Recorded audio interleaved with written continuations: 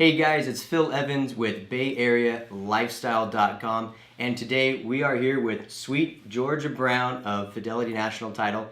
We are so lucky to have her here with us today. She is an incredibly seasoned escrow officer, and she's here to talk with us about all things title and escrow.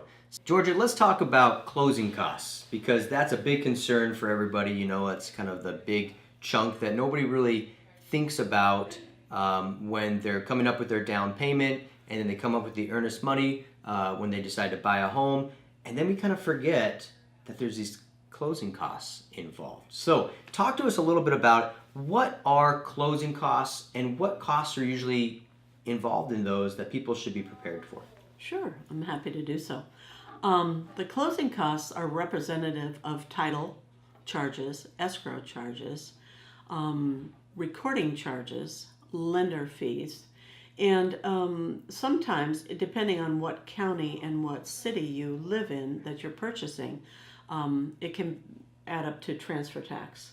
And we have a booklet that handles Northern California transfer tax and who pays what. What's important for your agent to know is that when they're writing the contract, is that they write it based on who pays what in that particular county.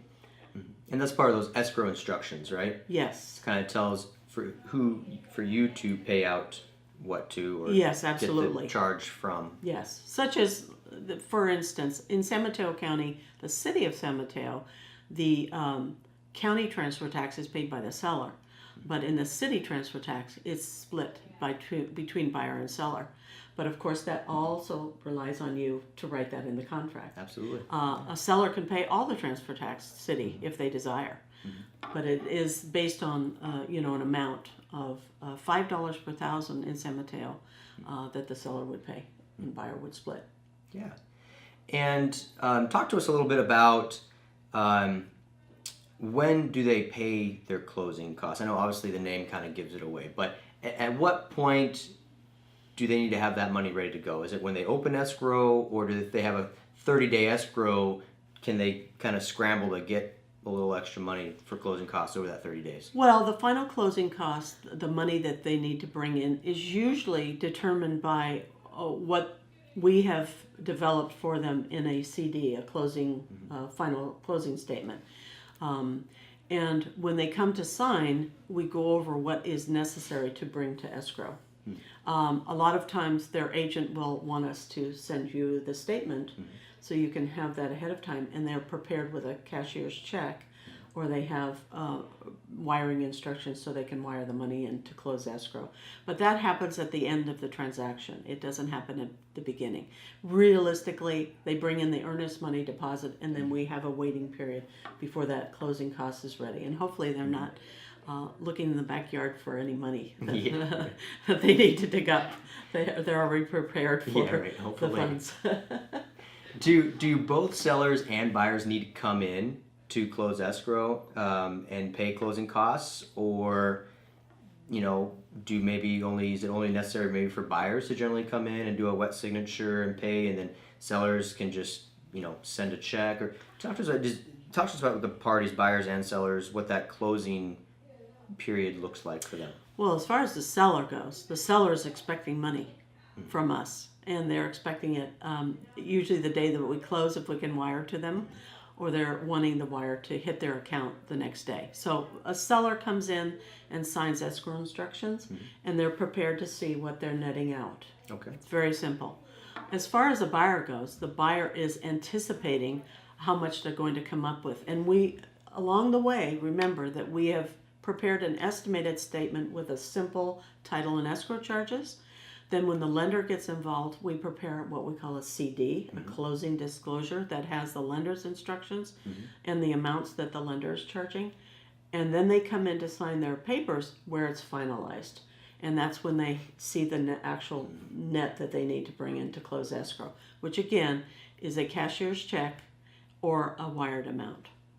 Do sellers need to have cash prepared to pay any kind of closing costs that they may have incurred, or is it always just kind of taken out of their money that they get from the buyer?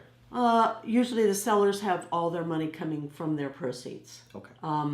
unless the agents have decided that there's some issue with the property that is handled outside escrow, which we don't get ourselves involved with.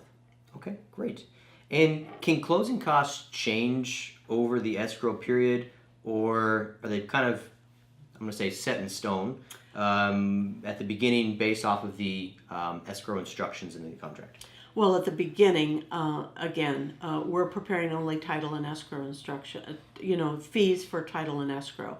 But as we get more involved with the lender can make changes along the way because they're preparing this CD to go out to the buyer. It's pretty much a whole new world out there with the closing disclosure. Okay. So we can prepare an estimate for the lender to look at, but there can be changes toward the end, being their CD is ready for your buyer to sign. Interesting. Okay, great. Well, Georgia, thanks so much again for being with us today and giving us so much helpful information about title and escrow. Why don't you tell everybody where they can reach out to you at? I'm at Fidelity National Title in Burlingame at 405 Primrose Road. And my contact number there is 650-348-8261. Ask for Sweet Georgia Brown, and I'm happy to help you. Sweet Georgia Brown. And I'm Sweet Phil Evans with BayAreaLifestyle.com. You can reach me out at 650-503-3694, or just go to BayArea-Lifestyle.com and you find my email information down there below as well. Thanks so much, guys. Till next time, talk to you soon.